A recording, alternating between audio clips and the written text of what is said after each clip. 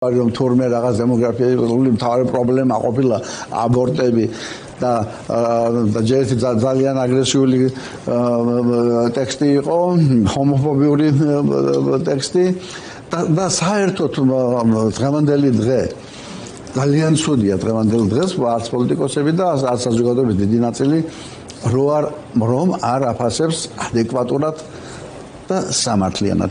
ეს არის სამარცხვინო დღე. 17 მაისს დაწესება ისეთი სახელით, როგორც ეს ოჯახის სიწმინდის დღე, რომელიც იყო კონტრ, ასე ვთქვათ, ზომა. 17 მაისი მთელ მსოფლიოში ყველა ცივილიზებული დემოკრატიული ქვეყანა აღნიშნავს როგორც ჰომოფობიის წინააღმდეგ ბრძოლის დღეს. 17 მაისს საშინელი სისხლი დაღვარეს მღვდლების მონაწილეობით აი ამ ველურებმა ქუჩაში, როდესაც განსხვავებული ორიენტაციის ადამიანებზე მოხდა სასტიკი თავდასხმა.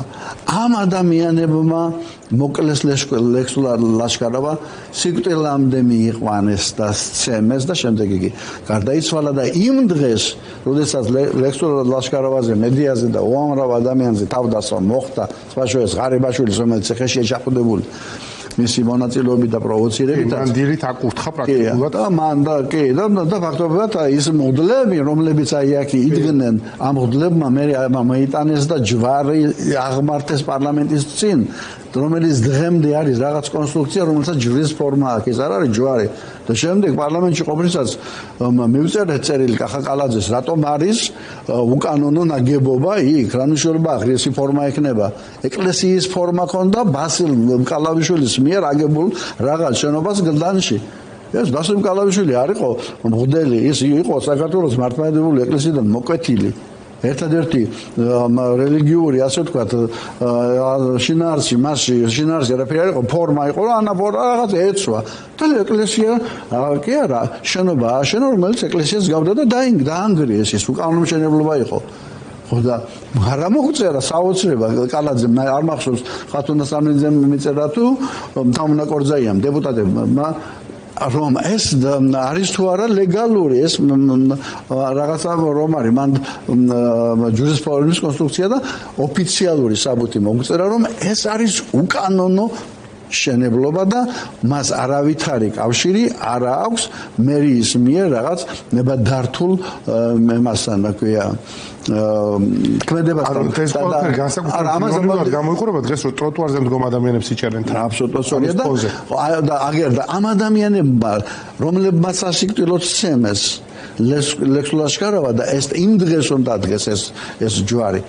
ეს და ხელისუფლება პარლამენტარები და მთავრობა ეს ყველანი ესენი არიან დამნაშავეები იმ დღეს მომხდარი სასტიკი ძალადობის საქმეში და ამის შემდეგ იმის გამო რომ ეს დღე ამ დღის ასე ვთქვათ საერთაშორისო აღნიშვნა გადაეფარათ მოიგონეს ამ ოჯახის სიწმინდის დღე რომელიც არავითარ კავშირში სიწმინდესთან არ არის ამას მხარს უჭერს და ყველანაირად პროპაგანდას უწევს ქართული ოცნების მოძალადე რეჟიმი, ვინაიდან ამ დღის აღნიშვნაში არის ძალიან მნიშვნელოვანი ანტიდასავლური ასე ვთქვათ ქვეტექსტები.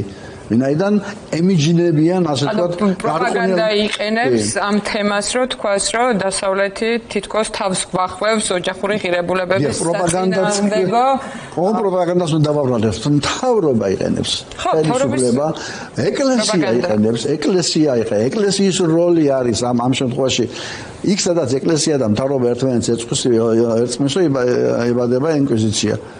ეს არის მგონი კარლ იასპერსმა თქვა და და აი ამ ეკლესიისა და იმის მთავრობის თუ ხელისუფლების შერწყმის შედეგად წარმოიშვა დღე, სადაც უამრავი ადამიანი გულწრფელად გამოდის ქუჩაში და წარმოდგენა არ აქვს ამ დღის დანიშვნას რა კონტექსტები უდევს სათავეში. მოკეთ ეს დღე არის ძალადობის დღე, ანტიდასავლური დღე, ხელისუფლებისა და ეკლესიის შეზრდის და თანამშრომლობის და მას არავითარი კავშირი არ აქვს ჰუმანიზმთან და ეს არის ანტიჰუმანური აქცია, რომელიც უნდა გაიგოს ხალხმა. იქ მისვლა არის ერთხელი. თუ კი გეწოდინება რა ასე ვთქვათ მოვლენასთან გვაქვს საქმე.